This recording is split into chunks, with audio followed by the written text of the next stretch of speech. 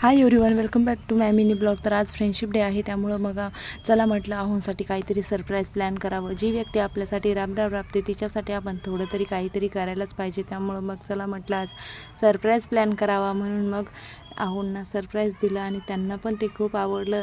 आणि त्यानंतर लगेचच त्यांना एक गिफ्ट पण दिलं होतं. गिफ्टमध्ये मी त्यांना एक ब्रासलेट दिलं होतं आणि एक अंगठी दिली होती. माझं गिफ्ट तर देऊन झालं होतं. त्यानंतर मी ह्यांना माझं गिफ्ट मागितलं, तर ह्यांनी मला म्हटले की तुला मी पाडव्याला देईन.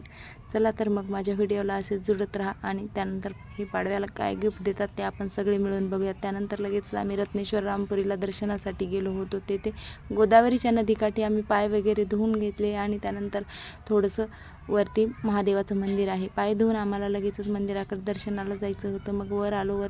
वरती आल्याच्या नंतर दर्शन वगैरे केले आणि ह्याचं जर तुम्हाला फुल व्हिडिओ पाहायचा असेल तर लिंक मी डिस्क्रिप्शनमध्ये दिलेली आहे, तेथे जाऊन तुम्ही हा व्हिडिओ बघू शकता.